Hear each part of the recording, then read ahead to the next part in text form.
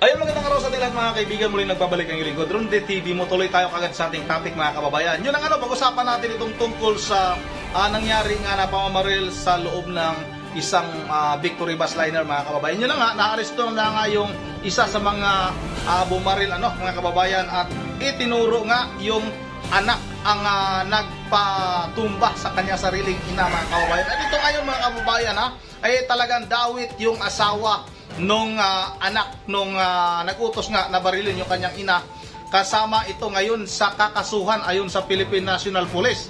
At ayun naman sa ating mga kababayan, bakit hindi imbestigahan yung dating asawa mga kababayan, dahil magkasama itong anak at itong ama, mag-ama na ito, magkasama sa isang bubong. Wala kayang pag-uusap, wala kayang mga plano na patayin yung dati niyang asawa, at ito nga yung ina nung mastermind sa krimen mga kababayan. Mayroong mga nagkukomento sa atin na dapat imbestigahan yung dating asawa, di ba mga kababayan, kasi nga siyempre may mga alita na yan, hindi na maganda yung kanyang samahan. Nasa isang bubong, hindi natin maiiwasan mag-isip na nagkakausap itong mga ito dahil nga sa isang bubong lang. Hindi ba nabanggit bawat isa sa kanila? Yun ang mga kababayan. At isa pa yung katulong, sino ba yung nagbigay ng info doon sa anak na aalis yung kanyang ina, na matagal na itong hindi nga nag-uusap mga kababayan. Sana nga makasuhan ka agad ito. Wala pa namang warrant of arrest. Ayon nga sa Philippine National Police ay nasa Nueva Ecija pa naman daw itong mga ito. Pero pag pinabayaan nyo yan, baka tumakas, kasi nga alam na sila nga yung itinuturong mastermind sa pagpapatay sa kanyang sariling ina mga kababayan. Yun ang wag na natin itong patagalin, sabay-sabay na natin itong panoorin. Yung suspect na si Alan De Los Santos, siya po ay umami naman po dahil may extrajudicial confession? Opo, nagsigit po siya doon kasama yung kanyang legal counsel, at inamin niya yung pagpaslang doon sa kay Gloria Atilano at doon sa kinakasama nito na si Arman Bautista nung yang naganap noong November 15. Ito ngayon nag-viral na nangyari sa loob ng Victory Liner bus sa Barangay Binuli, Caraclan, Nueva Ecija. So umamin po siya at tinuro niya na ang utak o ang pumuntak sa kanila ay yung anak mismo ni Gloria, si Charlito alias Tisoy Atilano. So sila ay accordingly pinapahan ng tig 60,000 pesos, pero ang nakuha lang nila ay 20,000. Down payment pala. Captain, si Pat Pidasa po ito. Good morning po. Kasi talagang sinubaybayan po itong storya na ito, parang teleserye, di ba? Hindi mo akalain na ngayon nga lumalabas yung anak po yung suspect. Pero yung gumugulo po sa isip ko, kasi po yung magnobyo, si Gloria tsaka si Mr. Arman, sumakay po sila sa terminal, di ba? Tapos bumaybay na yung bus, at tapos ito yung dalawang suspect, sumakay kalagitnaan na. So ang tanong ko po, paano po nila nalaman kung saan po maghihintay, anong bus? Sino pong tumiktik sa kanila? Yung anak ba? Alam ba ng anak? Nakwento ba kung paano nalaman kung anong bus ang sinakyan nitong magkasintahan? May nagatid po sa kanila na nakakotse. Yung dalawang gunman ang sakay ng kotse saka yung driver. Kaya yung sinampahan nga natin ng kaso, bali 5 tao. Yung dalawang gunmen at yung driver as Jando, kasi di pa natin nakikilala ngayon, at yung si Charlito at yung kanyang kinakasama. So bali 5 yung sinampahan natin ng kaso. So yung naghatid doon sa Mayongbong ay yung nakakotse nga po. Kaya nasundan yung bus na yon. So nauna na po, nung tinukoy pa lang itong anak na si Tisoy, si Charlito Alitano Jr. na anak po ni Gloria, nung person of interest, mariing tinanggi na po niya itong aligasyon. Pero yung sinasabi pong napakalalim daw po nung hidwaan nung mag-ina, kinasuhan ng nanay ng robbery at karnaping yung sarili po niyang anak. Pakikwento mo nga niyo sa amin yon, Captain. Ano po yung anggulo na yon? Opo, kasi yung bahay po ni Gloria ay pinasok ng anak. Kinuha yung mga alahas, yung sasakyan niya, ginawa rin. Sila ay sinampa ng kaso sa Kawayan City ng karnaping at robbery. Pero sila po ay nakapagpiyansa sa halagang mga mahigit 700,000 yung piyansa nila. So, kung ganun kalaki yung piyansa, ibig sabihin, malaki talaga yung involved. No? So, at sa ngayon nga po, ang tumatay yung complainant nga rin na yung mga kapatid ni Gloria. Yung dalawang kapatid ni Gloria. At medyo malalim nga po ito. May lumabas nga din na nag-viral di po ba na is inherited ni Gloria, yung kanyang anak. Walang karapatan doon sa mga ani, sa mga ari-arian. So talagang malalim. Yung away. On grants. Pamilya. So, yung ano po, asan na po ngayon si Charlito, si Boy Tisoy? Kaya siya ba ay nasa, is he under your care ngayon? Person of interest? Ano ba ang kanyang kalagayan? Siya ba ay, alam niyo ba kung nasaan siya?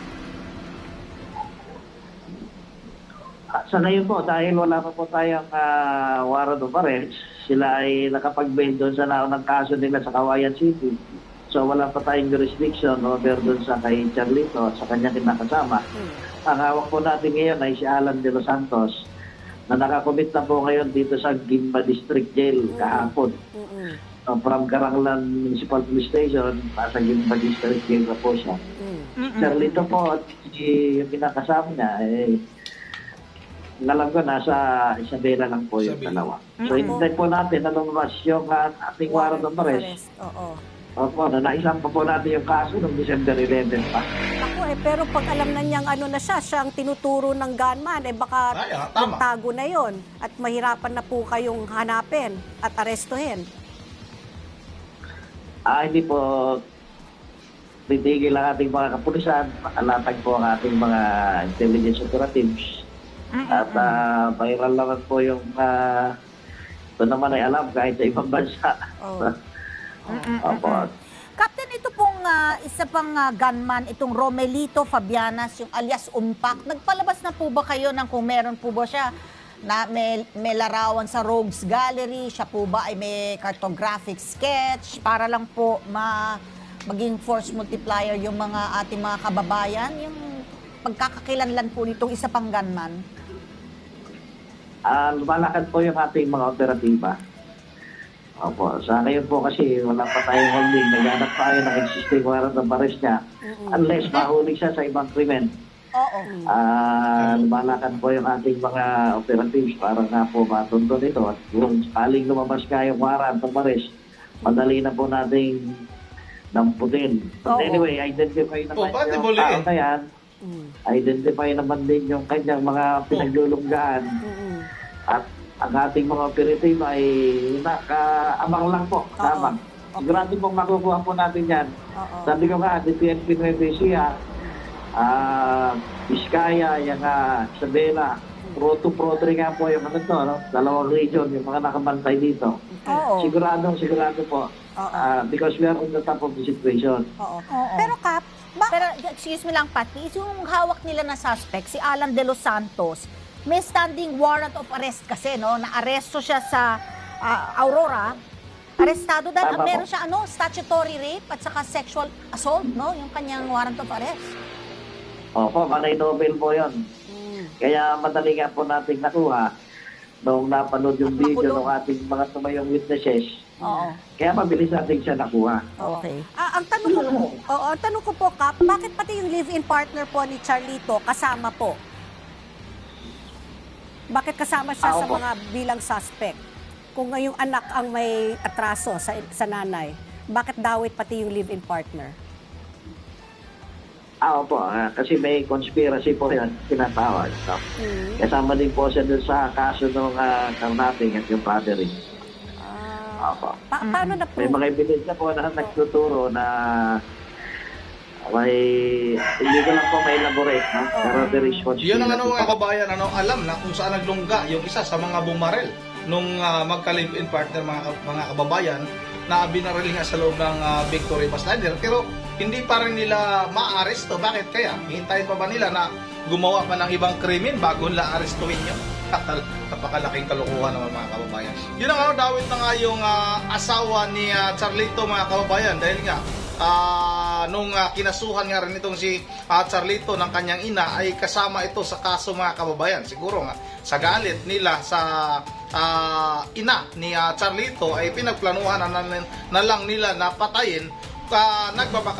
Nagbabakasakali mga kababayan, pag napatay yung ina nung suspect, nung mastermind, ay mapunta sa kanila yung mga ari-arian mga kababayan. Pero hindi nila alam na may ay tawag nito mga kababayan, may karma. Hindi naman porket napatay nila yung ina ni Charlito ay mapunta sa kanila yung mga ari-arian, dahil nga kumanta yung suspect mga kababayan, yung bumaril doon nga sa magka-live-in partner. Sana nga mas mapabilis pa itong paglabas ng warrant of arrest sa magka-live-in na itong asawa nga ni Charlito, para nga mabigyan naman ng hustisya yung pagkamatay ng kanyang ina. Sabi nga ng ating mga kababayan, dapat yung ganitong klaseng tao ay sunugin. Pinalaki ng magulang, pinalaki ng ina, hindi naman siguro mabubuhay yung tao na ito kung wala yung kanyang ina mga kababayan. Pero nakuha niyang ipapatay dahil lang sa pera o sa mga ari-arian mga kababayan. Napakasalbahing anak. Dapat talaga ito'y sunugin mga kababayan. Yun ang dito lang muna. At bago tayo magtatapos ay ulit mag-shout out tayo. Saglit lang ha, nasaan yung ating shout out. Hapon na naman mga kababayan, napakabilis ng oras. Shout out kay, dito tayo sa bandang baba, Lorna Pacauco, shout out ha. Kay Maribel Llorente, shout out. Jeannie Aquino, shout out. Marlene Livaton, shout out idol. Jeannie, tapos na. Idisa Borbi, shout out. Luciana, oy, si Luciana ha, lagi nagreklamo. Shout out kay Ma'am Caroline Kawakami ng Japan. Shout out kay Ma'am Berger Religious ng Pulilan, Bulacan. Ma'am Joyce ng Japan. Kay Richard Borino, shout out. Kay Angel Abraham, shout out.